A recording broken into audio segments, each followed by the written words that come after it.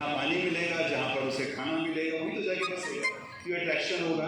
और यही अट्रैक्शन जब कोयला भी मिल गया, पानी भी मिल गया, इसने किसी एक चीज़ को अट्रैक्ट किया, इंडस्ट्री को भी, सारी इंडस्ट्री भी अट्रैक्ट होती आई।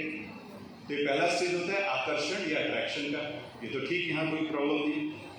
दूसरा स्टेज कहलाता है रियलिटी या वास्तविकता। जब अट्रैक्शन से उपयोग शुरू होता है तो जो उपयोग धीरे से वास्तविकता में बदलने लगता है, और वो वास्तविकताएं कभी कभी उतनी अच्छी नहीं होती जितना वास्तविक में शुरुआत में थी। जब इसका उपयोग शुरू होता है इन सारे संसाधनों का, तो उसके कारण कई प्रकार की समस्याएं थी कि रमापति जी ने बहुत शानदार रूप से बताया कि आज यही रीज़न सारी समस्याओं से जूझता जा रहा है। इसका कारण है कि अब रियलिटी शुरू हुई कि इसका उपयोग जब हम करेंगे बिना इसके रिप्लेनिश होने या बिना इसके वापस आने के इंतजार के बिना हम लगातार सिर्फ उपयोग करेंगे, तब क्या होगा?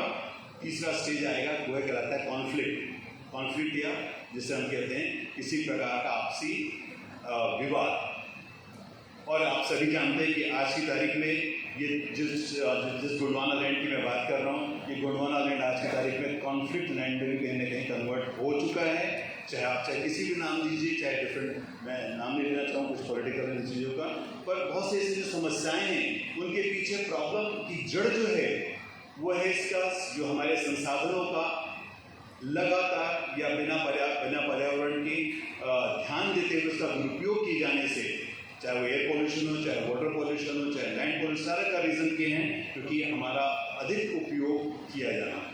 तो ये हुआ कॉन्फ्लिक्ट स्टेज आ गया। तीसरा स्टेज हो गया कॉन्फ्लिक्ट या हम कह सकते हैं आपसी विवाद। अब इसे हमको चौथे स्टेज में कन्वर्ट करने की जरूरत है, वो है स्टेबिलिटी। क्योंकि विवाद यदि चलता रहेगा तो इसे हम लगातार नहीं चला सकते, लेकिन खत्म हो जाएगी चीज़ें। इसलिए हमें चौथा स्टेज पे पहुंचना जरूरी है, वो है स्टेबिलिटी। स्टेबिलिटी क्या है कि हमें ये ढूंढना है कि ऐसे कौन से तरीके हो सकते हैं कि इस प्रकार के जो विवाद जो पहले अट्रैक्शन से शुरू हुए थे, पहले रियलिटी से अट्रैक्शन शुरू हुए थे, फिर रियलिटी पे आए, फिर कॉन्फ्लिक्ट पे आए, और आज की तारीख में अब हमको स्टेबिलिटी की स्टेज पर जाना है।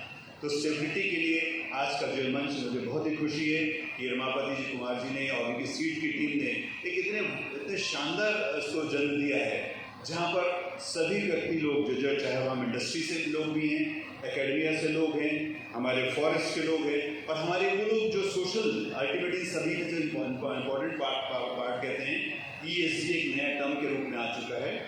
आप लोग सुनते होंगे ESG, इंडस्ट्री में हम उसे बहुत ज़्यादा यूज़ करते हैं। उसमें ई का मतलब है इन्वायरमेंट मतलब वातावरण, पर्यावरण। S का मतलब है सोशल या जिसे हम समाज कह सकते हैं, और तीसरा है गवर्नेंस मतलब कहने की जो उसकी पॉलिसी बनाते हैं। तो आप देखेंगे इस मंच पे पॉलिसी बनाने वाले फॉरेस्ट के लोग बैठे हैं, गवर्नेंस से लोग बैठे हैं, सोशल लोग बैठे, रमापति और देवरानी जी जो कहने के इसको प्रमोट करे हुए बैठी हुई हैं।